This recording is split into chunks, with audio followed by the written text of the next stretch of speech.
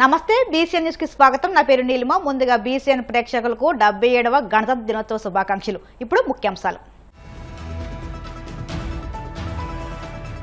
సాగర తీరంలో వైభవంగా ప్రారంభమైన విశాఖ ఉత్సవ్. బాణసంచా వెలుగులు, సంగీత సాంస్కృతిక ప్రదర్శనలు తిలకించడానికి వచ్చిన ప్రజలతో సందడిగా మారిన బీచ్ రోడ్. నెల్లూరులో ఆయుష్ హోమియోపతి డిస్పెన్సరీ యూనిట్ కు శంకుస్థాపన చేసిన మంత్రి నారాయణ. 3 నెలల్లోగా ఆసుపత్రి నిర్మాణం పూర్తి చేస్తామని హామీ. మంగళగిరిలోని జనసేన పార్టీ కేంద్ర కార్యాలయంలో ఘనంగా 77వ గణతంత్ర దినోత్సవ వేడుకలు. జాతీయ పథకాన్ని ఆవిష్కరించిన మంత్రి నాదెండ్ల మనోహర్. నరసాపురం స్వర్ణాంధ్ర ఇంజనీరింగ్ కళాశాలలో ఘనంగా రిపబ్లిక్ డే వేడుకలు. జాతీయ జెండాను ఆవిష్కరించిన ప్రభుత్వ విప్ ఎమ్మెల్యే బొమ్మడి నాయకర్. విశాఖ సాగర తీరం ఉత్సవ శోభ సంతరించుకుంది. 9 రోజుల పాటు నిర్వహించే విశాఖ ఉత్సవ వైభవంగా ప్రారంభమైంది. బాణాసంచా వెలుగులు, సంగీత సాంస్కృతిక ప్రదర్శనలు, వాటిని తిలకించడానికి తరలివచ్చిన ప్రజలతో ఆర్కే బీచ్ రోడ్ అంతా సందడి నెలకొంది. ఈ కార్యక్రమానికి ముఖ్య అతిథిగా హాజరైన ఇన్ఛార్జ్ మంత్రి డోలా శ్రీ బాలవీరాంజనేయ స్వామి, పర్యాటక శాఖ మంత్రి కందుల దుర్గేష్ మాట్లాడుతూ రాష్ట్ర అభివృద్ధిలో పర్యాటక శాఖ కీలక పాత్ర పోషిస్తుందన్నారు. రాష్ట్రానికి వస్తున్న పలు కీలక ప్రాజెక్టులతో ఉపాధి అవకాశాలు మెరుగవుతాయన్నారు. కూటమి ప్రభుత్వం రాకతో పర్యాటక శాఖకు నూతన జవసత్వాలు వచ్చాయన్నారు. హోంమంత్రి అనిత మాట్లాడుతూ విశాఖతో పాటు అనకాపల్లి, అరకు ఉత్సవాలు భారీగా నిర్వహిస్తామన్నారు.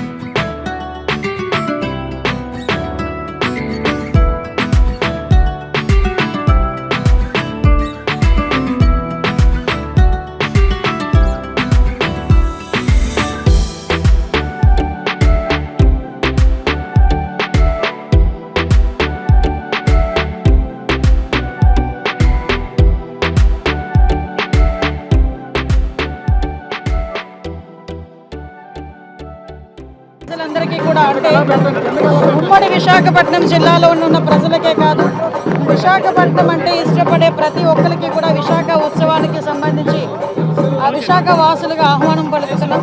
అందరికీ కూడా విశాఖ ఉత్సవ శుభాకాంక్షలు కూడా తెలియజేసుకుంటున్నాం.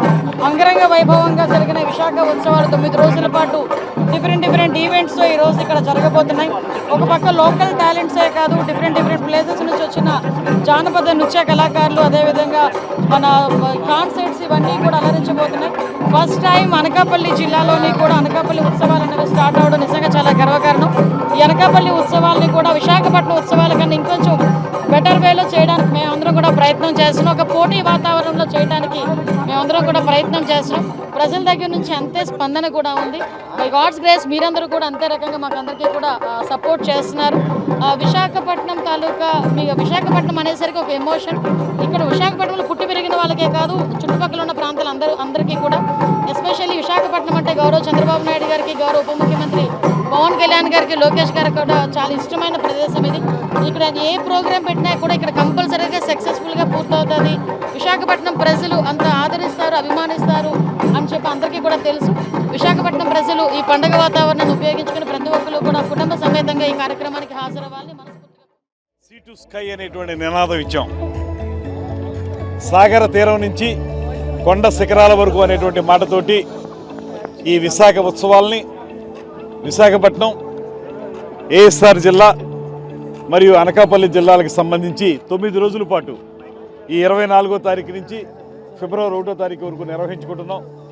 ఇది ప్రధానంగా ఈ ప్రాంతాల తాలూకు పర్యాటకం, కళలు, సంస్కృతి వీటన్నింటినీ దృష్టిలో పెట్టుకుని ఈ కార్యక్రమాన్ని ఏర్పాటు చేసుకోవడం జరిగింది. నెల్లూరులోని 47వ డివిజన్లో 30 లక్షలతో నిర్మించబోతున్న ఆయుష్ హోమియోపతి డిస్పెన్సరీ యూనిట్కు మంత్రి నారాయణ శంకుస్థాపన చేశారు. పేద ప్రజల వైద్యానికి పెద్దపీట వేస్తూ నెల్లూరులో శిథిలమైన హోమియోపతి కేంద్రం పునర్నిర్మాణానికి భూమి పూజ చేశారు. ఈ సందర్భంగా ఆయన మాట్లాడుతూ 30 ఏళ్ల క్రితం హోమియో ఆసుపత్రి కోసం స్థలాన్ని దానం చేసిన గూడూరు మునిస్వామి నాయుడు సేవా దృక్పథం అభినందనీయమని అన్నారు. 3 నెలల్లోగా ఆసుపత్రి నిర్మాణం పూర్తి చేసి పేద ప్రజలకు నాణ్యమైన వైద్యాన్ని అందుబాటులోకి తీసుకువస్తామని తెలిపారు. శిథిలావస్థలో వచ్చింది. ఎక్కువగా ఈ పరిసర ప్రాంతాల్లో విశ్వబ్రాహ్మణ్స్, అగ్నికుల క్షత్రియులు, వైశ్యాస్, మైనారిటీలు ఉన్నారు. చాలా పేదలు, నిరుపేదలు ఉన్నారు. వాళ్ళందరికీ మంచి హాస్పిటల్ క్రియేట్ చేయడం చెప్పడం, దాని మీద యాక్చువల్గా గౌరవనీయ ముఖ్యమంత్రి గారితో మాట్లాడితే వారు వెంటనే శాంక్షన్ చేశారు. ఇది టెండర్ కూడా అయిపోయింది. అయితే ఈ స్థలాన్ని 30 ఏళ్ల క్రితం గూడు మునుస్వామి నాయుడు గారు ఆయుష్ ఆసుపత్రికి ఇచ్చారు.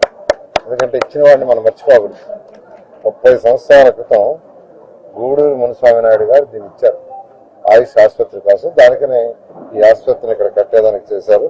నేను ఒక్కటే కాంట్రాక్టర్కి చెప్తున్నాను, టైం బాగుంది అంటే 3 months ఇది కంప్లీట్ చేసి 4th month దీన్ని ఇనాగరేషన్ చేయాలి. 3 months కంప్లీట్ చేసి, అందుకనే ఇంజనీర్లు కూడా చెప్పాను. మళ్ళీ ఒకసారి ఇంజనీర్లు వాళ్ళందరూ ఒకసారి రివైజ్ చేసుకొని ఈరోజు యాక్చువల్గా శంకుస్థాపన చేశాము. వర్క్ ఎప్పుడు స్టార్ట్ చేస్తారు అంటే ఇమీడియట్గా స్టార్ట్ చేయటమే, బట్ వాళ్ళు టెక్నికల్గా అప్పుడు చూసుకోవాల్సి వస్తుంది. వారం ఎంత టైం ఇవ్వాలా. ఆ డేట్ నుంచి 3 months కంప్లీట్ చేసి 4th month దీన్ని మళ్ళీ ఇక్కడ ఇనాగరేషన్ చేస్తాం. నేను అందరికీ ఒకటే చెప్పేది, మంగళగిరిలోని జనసేన పార్టీ కేంద్ర కార్యాలయంలో 77వ గణతంత్ర దినోత్సవ వేడుకలు ఘనంగా నిర్వహించారు. పార్టీ రాజకీయ వ్యవహారాల కమిటీ చైర్మన్, రాష్ట్ర పౌర సరఫరాల శాఖ మంత్రి నాదెండ్ల మనోహర్ జాతీయ పథకాన్ని ఆవిష్కరించి గౌరవ వందనాలు సమర్పించారు. అనంతరం జాతీయ గీతాలాపన చేశారు. పార్టీ నేతలకు, కార్యాలయ సిబ్బందికి గణతంత్ర దినోత్సవ శుభాకాంక్షలు తెలియజేశారు.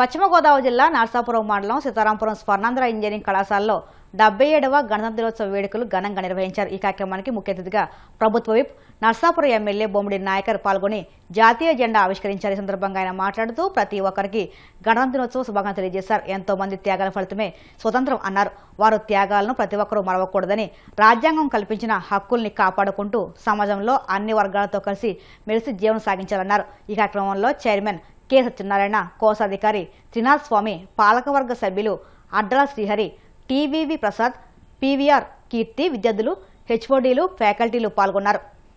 ఒక్కరికి కూడా నేను 77వ గణతంత్ర శుభాకాంక్షలు తెలియజేస్తున్నాను. నేను 1947 ఆ రోజుల్లో వేలాది మంది ప్రాణ త్యాగాలు చేసి మన భారతదేశానికి స్వాతంత్రం తీసుకొచ్చిన రోజు. చాలా మంది స్ఫూర్తితో వేలాది మంది ప్రాణాలు పోగొట్టుకుని వారందరి కష్టంతో మన భారతదేశానికి స్వాతంత్రం రావడం. స్వాతంత్రం వచ్చిన తర్వాత మన భారతదేశంలో వ్యవస్థలన్నీ కూడా ప్రతి ఒక్కరూ సమాజంలో జీవన విధానాన్ని కొనసాగించే విధంగా ఏదైతే ఫండమెంటల్ రైట్స్ కానీ, హక్కులు కానీ, ఈ రోజున్న వ్యవస్థలన్నీ కూడా, ఈ రోజు ఒక శాసనసభ నర్సాపు నియోజకవర్గానికి నేను శాసనసభ్యునికి ఉన్నానంటే ఆ రోజు రాజ్యాంగం కల్పించిన హక్కే నాకు అది. ఈ రోజున ప్రతి ఒక్కరు కూడా సమాజంలో మనందరూ కూడా మన యొక్క హక్కుల్ని కాపాడుకునే విధంగా మనందరూ కూడా ముందుకు వెళ్తూనే ఉంటే ఆ రోజున రాజ్యాంగం మనకు కల్పించిన హక్కు మనకి. రాజ్యాంగంలో ఉన్న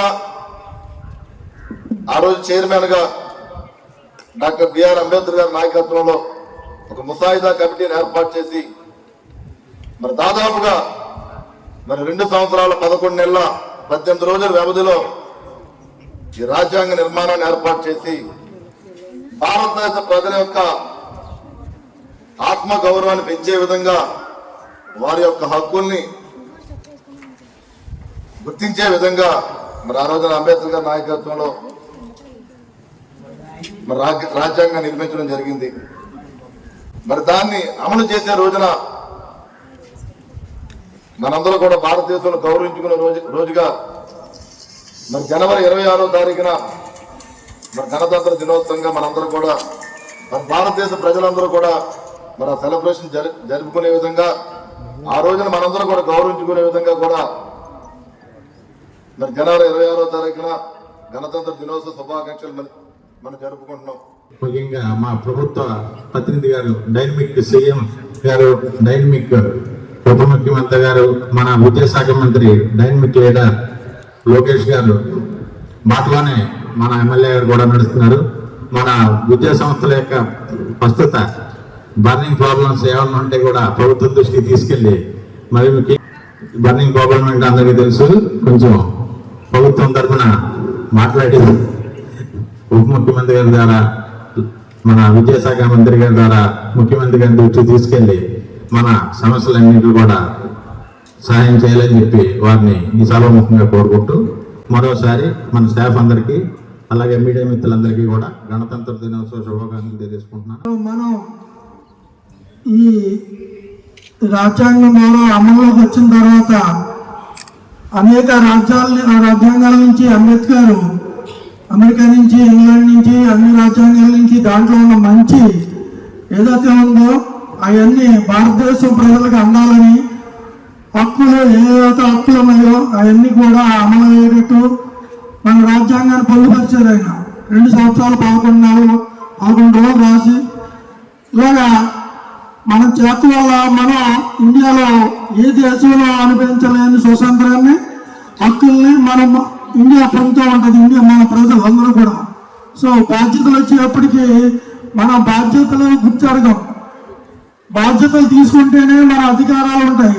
బాధ్యతలు తీసుకోకుండా అధికారాలు రమ్మంటే ఎప్పుడు రావు. ఓన్లీ అధికారమే ఉండాలి, బాధ్యతలు ఏమంటే ఎవరికి రావాలి. కొంతకాలమే అది అధికారాలు ఉంటాయి. ఎప్పటికైనా బాధ్యతలతోటి అధికారం చెలాయించాలని 77వ గణతంత్ర దినోత్సవ శుభాకాంక్షలు.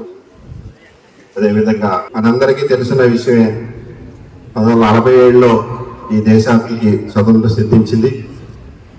మనం స్వయం ప్రతిపత్తిగా మన దేశాన్ని మనం పరిపాలించుకోవడం కోసం మనకంటూ ఒక రాజ్యాంగం కావాలనేటువంటి సదుద్దేశంతో ఆ రోజుని డాక్టర్ బిఆర్ అంబేద్కర్ గారి నేతృత్వంలో 258 మంది సభ్యులతో రాజ్యాంగ నిర్మాణ కమిటీని నియమించుకుంటే, ఆ రాజ్యాంగ నిర్మాణాన్ని చాలా సుదీర్ఘకాలం కష్టపడి దాన్ని నిర్మాణం చేస్తే 1949 నవంబర్ 16న పార్లమెంట్లో ఈ రాజ్యాంగాన్ని ఆమోదించుకోవడం జరిగింది.